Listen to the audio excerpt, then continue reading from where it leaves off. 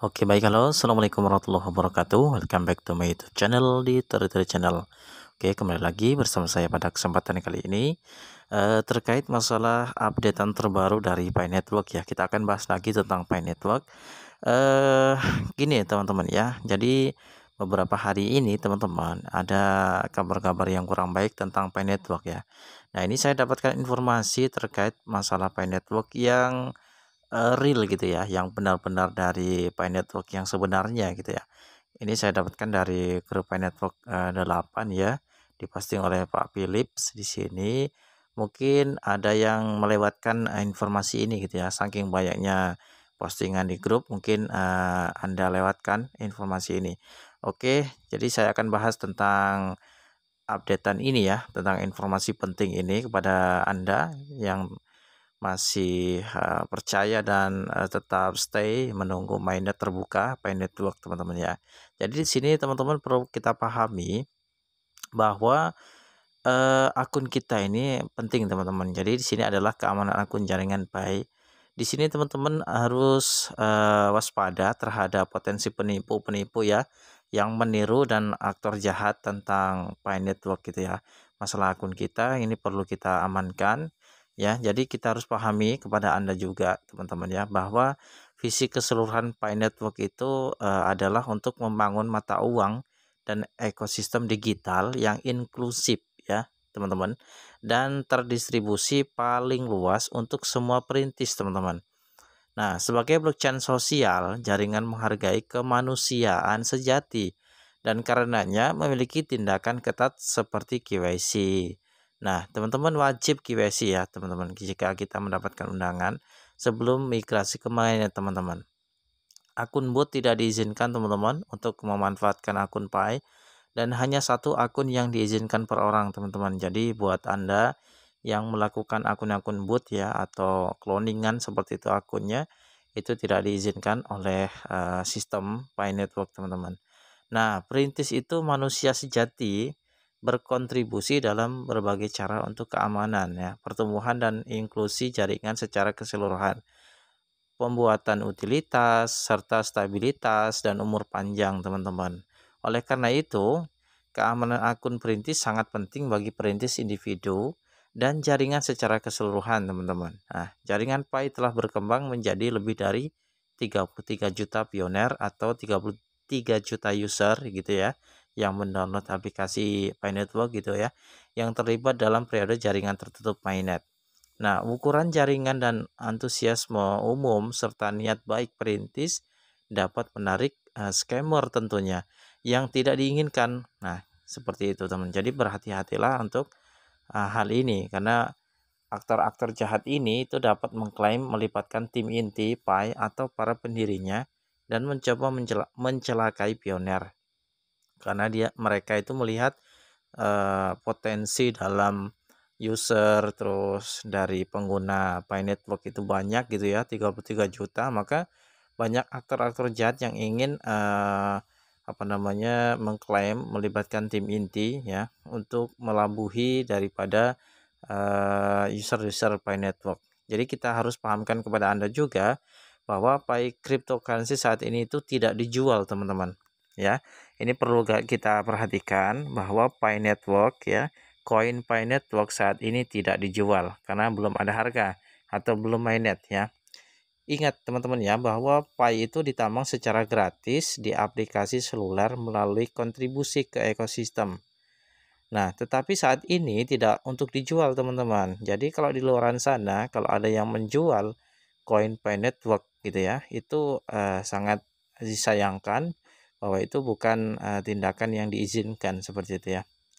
Makanya oleh core team itu disediakanlah yang namanya lockup ya seperti itu dan belum dimainetkan secara terbuka supaya tidak terjadi yang namanya seperti ini. Dan perlu Anda ketahui bahwa untuk saat ini tuh hanya bisa dilakukan testnet karena kita masih di testnet teman-teman.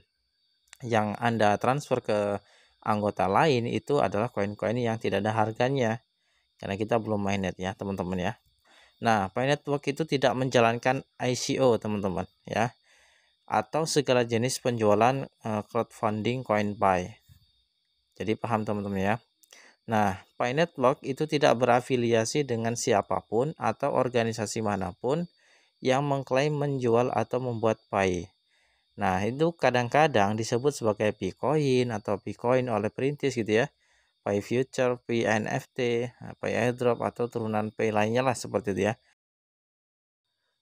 Jadi untuk penjualan koin Pi Network itu tidak sah teman-teman. Itu dapat menyebabkan hilangnya uang atau data pribadi Anda. Nah, Pi saat ini itu yang asli teman-teman, tidak dalam perdagangan atau bursa berjangka atau diperdagangkan untuk mata uang atau cryptocurrency lainnya, termasuk pertukaran terdesentralisasi. Nah, kurang lebih seperti itu. Dan juga semua Pi yang ditambang sebelumnya hanya dapat diklaim dari dalam aplikasi Pi melalui dashboard mainnet teman-teman, dan ditransfer ke dompet Pi Anda. Setelah KYC Anda diverifikasi dan migrasi jaringan mainnet sedang berlangsung, setiap situs web yang meminta perintis untuk mengklaim Pi itu melalui cara lain adalah palsu teman-teman. Jadi teman-teman, ini adalah penjelasan yang asli dari Pi Network. Nah, terkait masalah yang lainnya, teman-teman perlu diwaspadai tentang asosiasi palsu dengan jaringan Pi. Nah, jadi teman-teman berhati-hatilah di media sosial untuk situs web palsu gitu ya. Nah, itu adalah iklan menyesatkan atau iklan ke situs web palsu seperti itu ya. Alamat email palsu dan tempat lain di mana pelaku jahat dapat memberikan kesan dan informasi palsu kepada pioner. Nah, ini termasuk pihak tak dikenal yang kooptasi gitu ya, penggunaan nama Pi yang tidak sah, misalnya X garis X strip P gitu ya, atau P strip Y dan lain-lain lah seperti itu ya. Dan branding untuk membuatnya itu seolah-olah Pi Network itu berafiliasi dengan mereka dalam kapasitas resmi. Beberapa dari pihak-pihak ini itu berpotensi menjadi kontributor asli untuk ekosistem Pi. Tetapi nama-nama tersebut itu tidak secara otomatis menyeratkan kemitraan resmi dengan Pi Network. Klaim kemitraan atau afiliasi ini itu salah kecuali jika dikonfirmasi secara tegas oleh saluran komunikasi resmi kami yang tercantum di bawah ini. Nah, teman-teman juga perlu perhatikan bahwa data Anda itu penting, maka kita harus lindungi. Perhatikan bahwa anggota tim gitu ya, Pi Core atau tim inti itu tidak akan pernah meminta kata sandi Anda, teman-teman ya. Jadi perhatikan bahwa core team itu tidak akan pernah meminta akun kata sandi Anda atau frasa sandi dompet Anda dalam keadaan apapun.